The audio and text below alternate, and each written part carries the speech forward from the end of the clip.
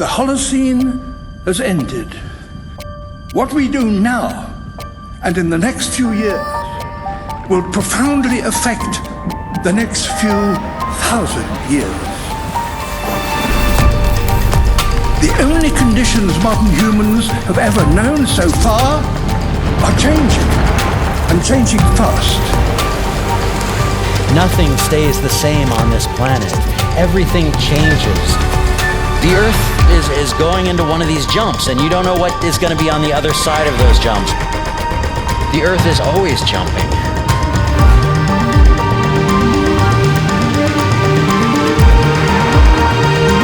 Things move on this planet. Things are not still. Everything is turning.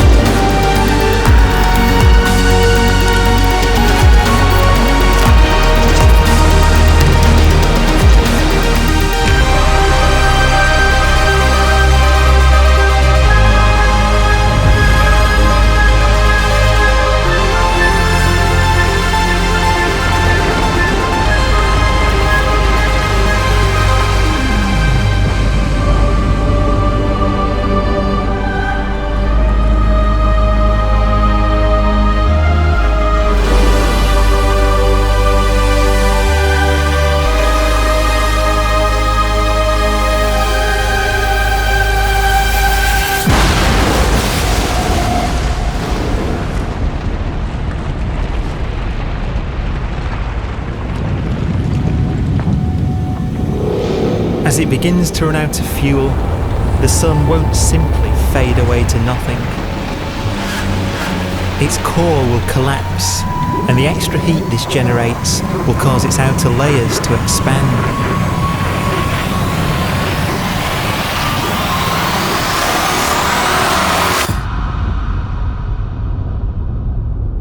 The sun is now dead. Its remains slowly cooling in the freezing temperatures of deep space.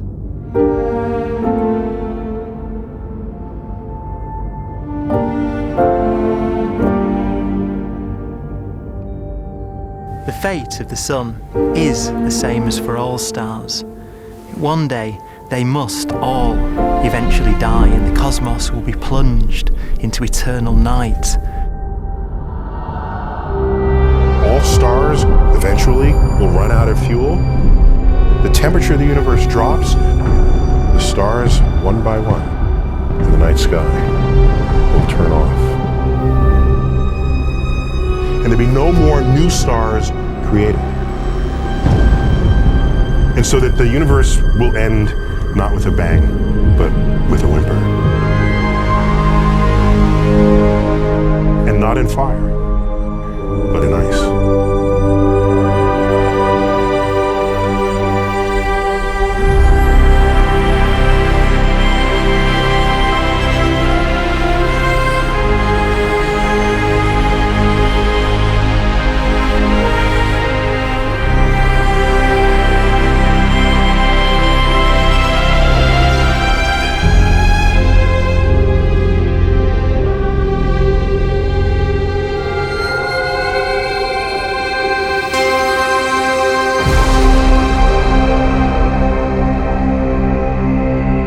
With no fuel left to burn, a white dwarf's faint glow comes from the last residual heat from its extinguished furnace.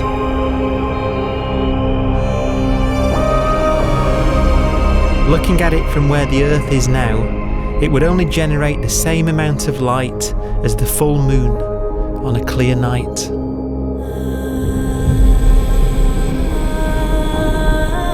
The faint glow of white dwarfs will provide the only illumination in a dark and empty void littered with dead stars and black holes.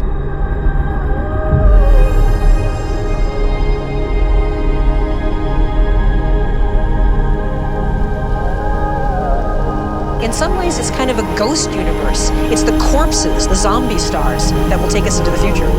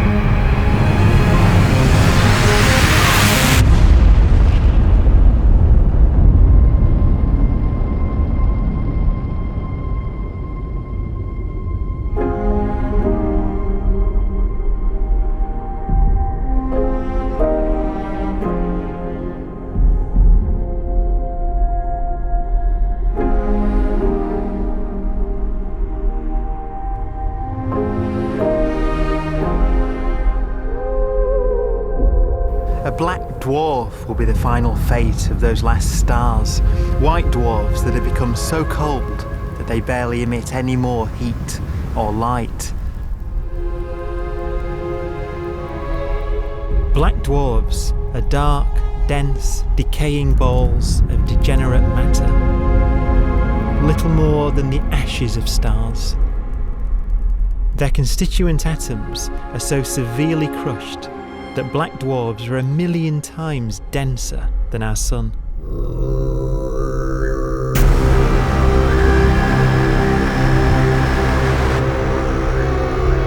Stars take so long to reach this point. We believe there are currently no black dwarfs in the universe.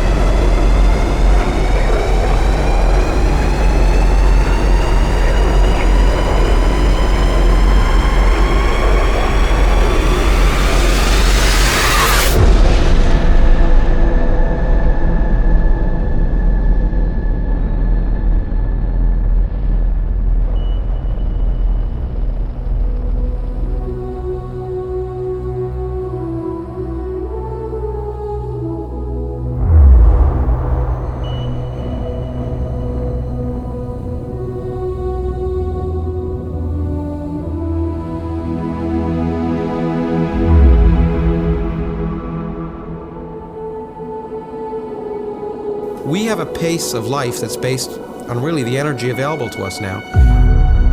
You could imagine living conscious systems which have a very different pace and therefore can extend out at least a lot farther than you'd imagine otherwise. You could have a living system where if it had a thought every 10 trillion years, that would seem normal. Even if our life dies out, one could imagine at some time arbitrarily far in the future, a fluctuation occurs which allows intelligent life to exist again for a little while. So you might have islands in time of intelligence.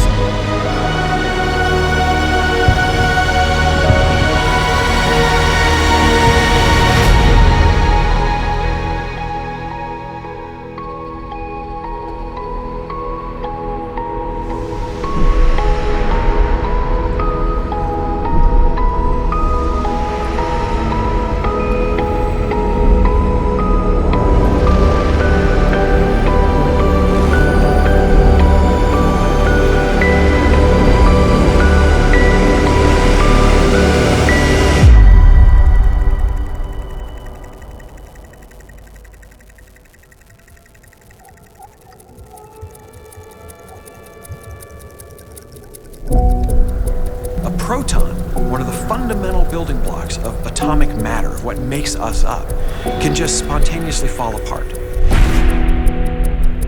Any material that evades the pull of a black hole eventually dies away. as its protons disintegrate.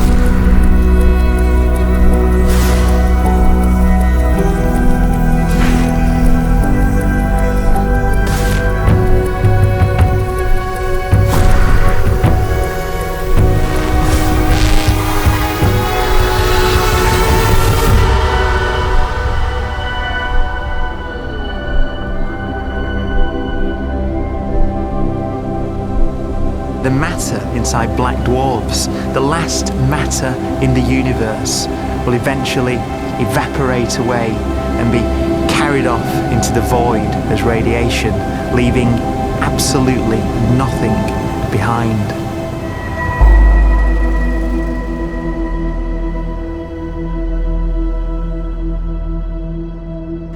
With the black dwarfs gone, there won't be a single atom of matter left. All that will remain of our once rich cosmos will be particles of light and black holes.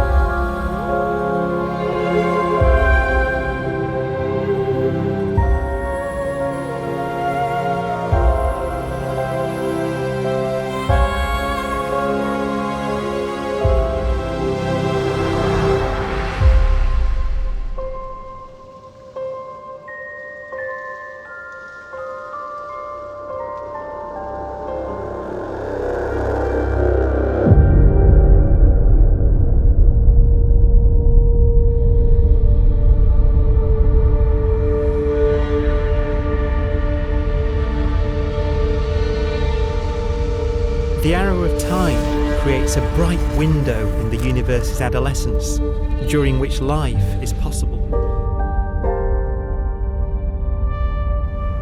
But it's a window that doesn't stay open for long.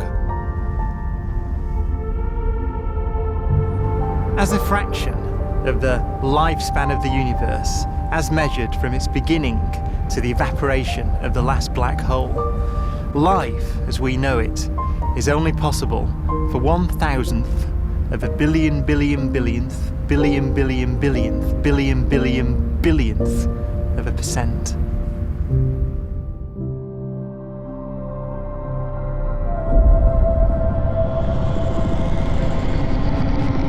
Black holes become the fundamental building block of the universe.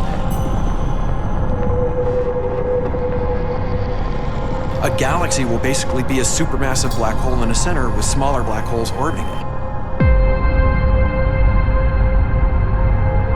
Zombie galaxies filled with black holes continue to evolve.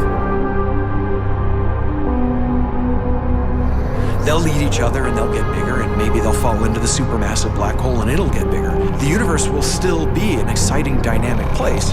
It's just that the timescales you're talking about are now trillions of years instead of thousands or millions of years.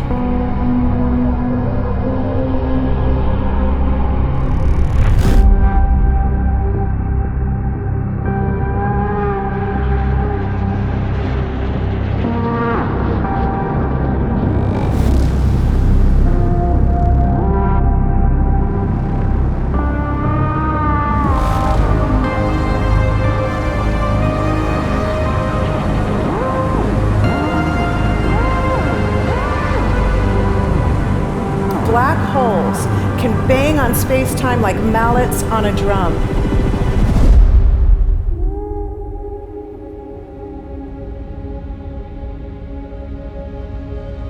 And they have a very characteristic song.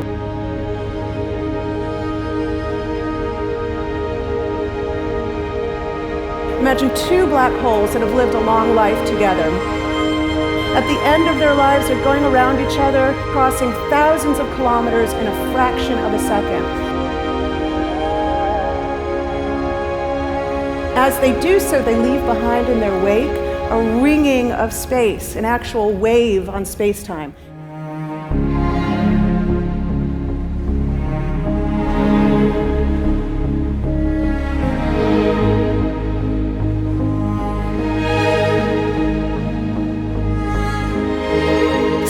squeezes and stretches as it emanates out from these black holes banging on the universe. Those are the gravitational waves. They're literally the sounds of space ringing. And they will travel out from these black holes at the speed of light as they ring down and coalesce to one spinning, quiet black hole.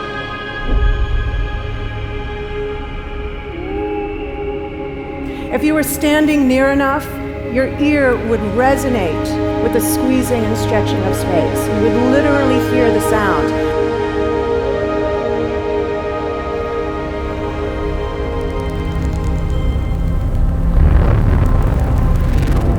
Imagine a lighter black hole falling into a very heavy black hole. The sound you're hearing is a light black hole banging on space each time it gets close.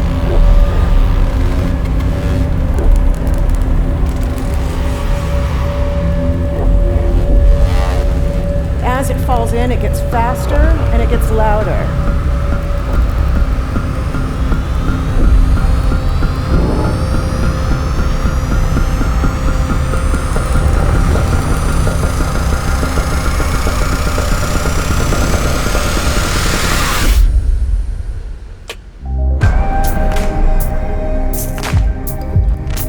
Scientists used to think black holes were immortal, but even these will one day die. Now we're talking about timescales of unimaginable length, quadrillions of years into the future. On that timescale, even the black holes begin to evaporate.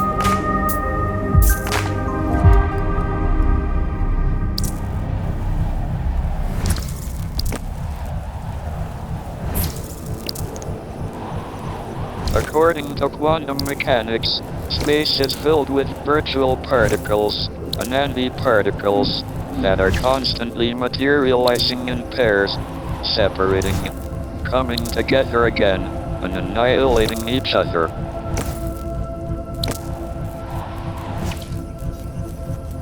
In the presence of a black hole, one member of a pair of virtual particles may fall into the hole, leaving the other member without a partner with which to annihilate. The forsaken particle appears to be radiation emitted by the black hole. And so, black holes are not eternal. They evaporate away at an increasing rate until they vanish in a gigantic explosion.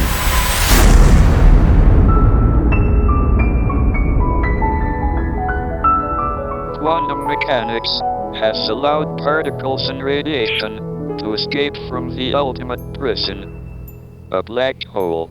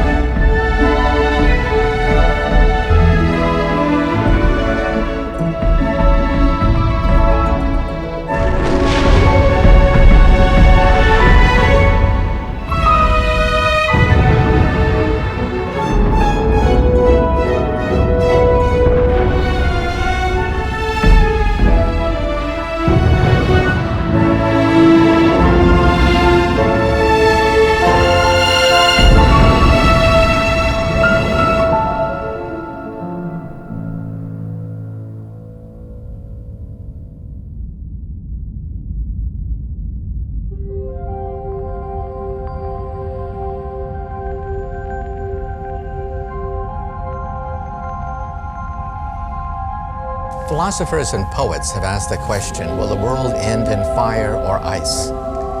We can now give an answer.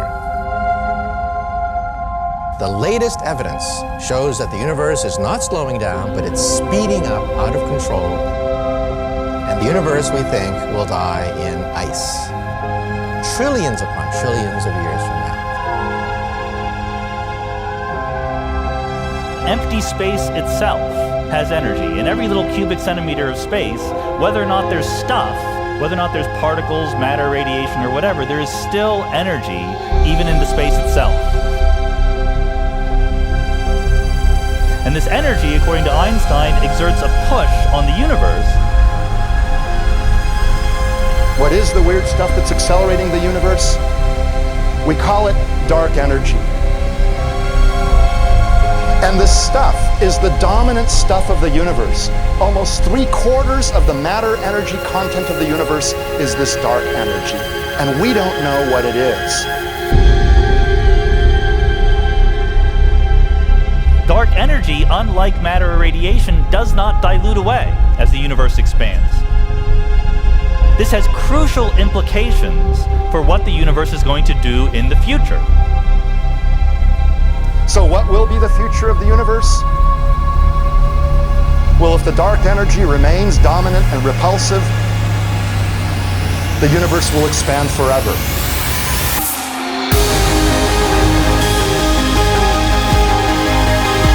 Faster and faster and faster with time.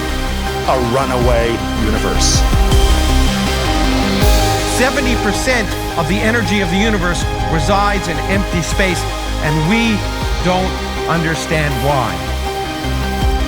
But we do know what will happen. If that energy continues to be there, the universe will become cold and dark and empty. That's the future as it might be. We don't know because we don't yet understand the nature of dark energy. Until we do, we won't know the future. We won't even understand our own origins, and that's why we want to know and study this subject.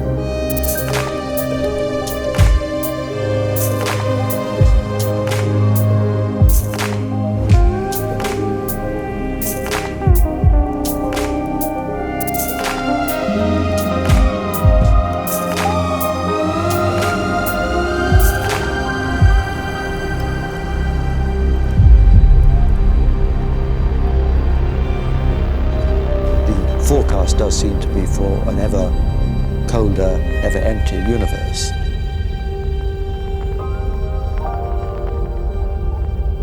But then, of course, we have to ask, could that end lead to a new beginning? And there are ideas whereby what actually is the end of our universe could in some sense be linked to the beginning of a new one.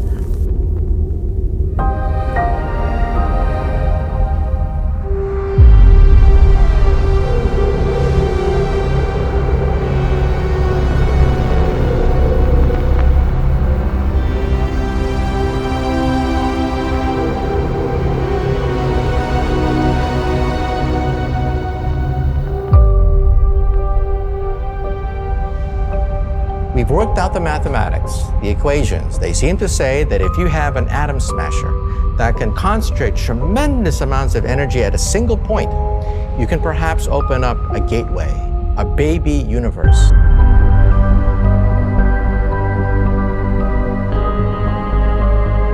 Facing the death of everything there is, this perhaps is their only possibility of escape. And this also raises a very intriguing possibility, sheer speculation of course, that perhaps any universe that has intelligent life in it will create baby universes, will create lifeboats, and proliferate child universes. So an evolution may take among universes in the multiverse. Survival of the fittest may take place. So those universes which do not have intelligent life are infertile. They have no children. But those universes that have mild temperatures, stars like us, would create civilizations that could open up child universes, and they would then proliferate.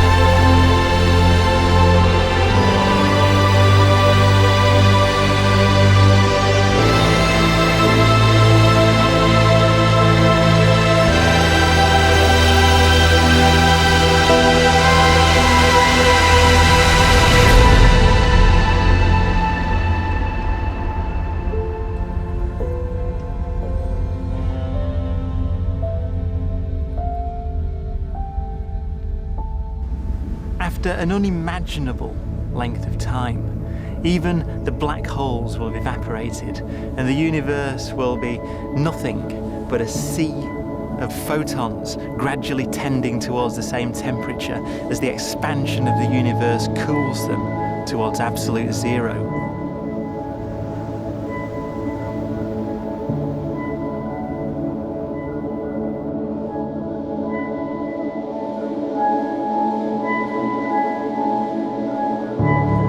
Once the very last remnants of the very last stars have finally decayed away to nothing, and everything reaches the same temperature, the story of the universe finally comes to an end.